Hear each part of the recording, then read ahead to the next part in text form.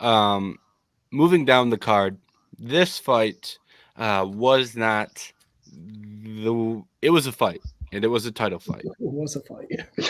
Mario Buenasilva and Raquel Pennington. I don't really have a lot of kind things to say. Um, it was fairly boring. I like Mario Buenasilva, but she gassed out after around maybe 7 minutes or so.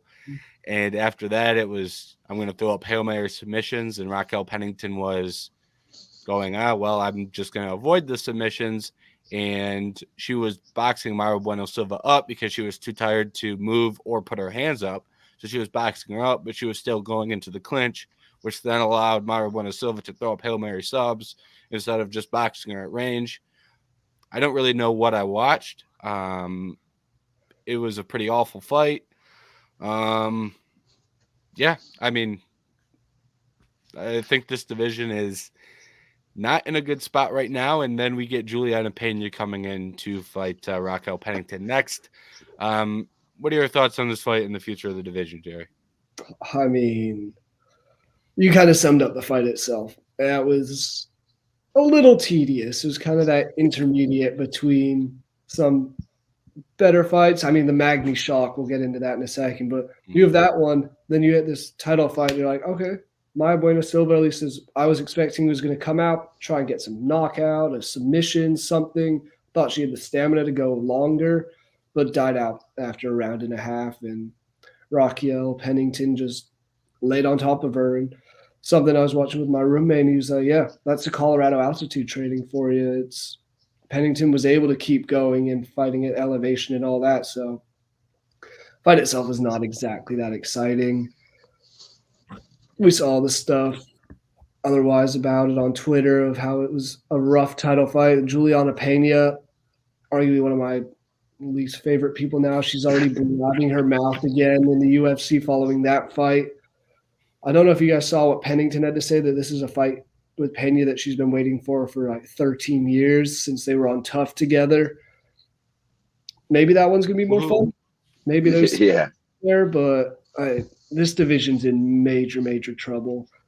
I will say I think I saw some report or rumor. I could be completely wrong. I could have just maybe be talking out my ass right now, but that Amanda Nunes said she might want to return in this division. I think that's the only way this division gets any life back in it. And I wouldn't be surprised if we see just two women's divisions, especially considering how exciting the strawweight and flyweight divisions are and how much they have these top young and upcoming prospects. You don't have that in the featherweight division or the bantamweight division. It's just nothing really there.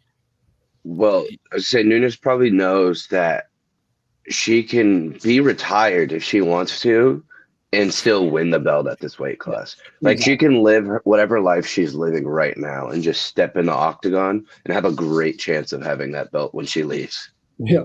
Yeah. Like if you were to put her in there with Mayra Buena Silva, it's just like, all right, I'm just going to not do anything. She's going to get tired. And then I'm going to throw shots from a mile away and absolutely clean her.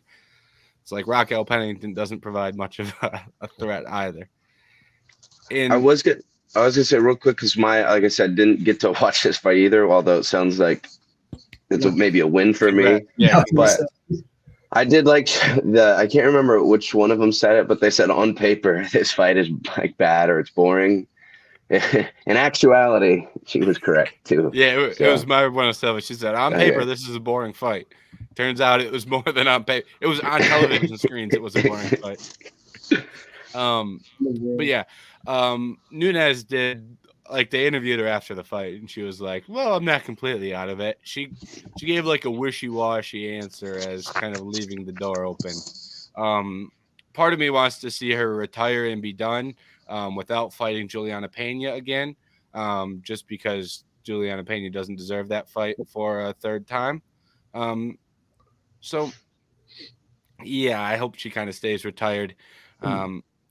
The thing that I think could save this division is if Valentina loses to Grasso in their trilogy and she just goes, all right, I started at 135. I think I can take these girls out.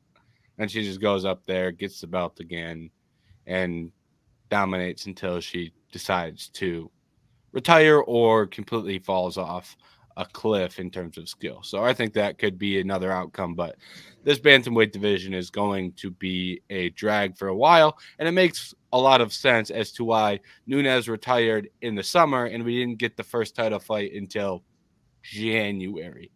They gave us a solid 6 months of like, all right, we'll just pretend this belt is We'll just hide not it. even present. We'll just ignore it for a while. Couldn't do it forever, but ugh. I guess I do have another question for you because we've seen a couple really bad title fights in the women's UFC in the last couple of years. I'm thinking more Carla Esparza, Rose Namajunas. Which one do you think was worse? Because I I still think think Pennington at least did a little bit in this fight. That Rose and Esparza fight was just god awful.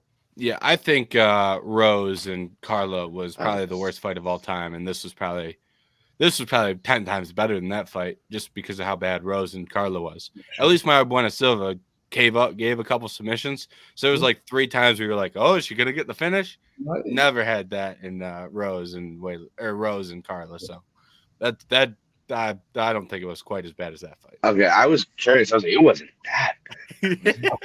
It was rough, but it was. I was there for that Rose and Esparza fight, and crowd was not having it. It was brutal.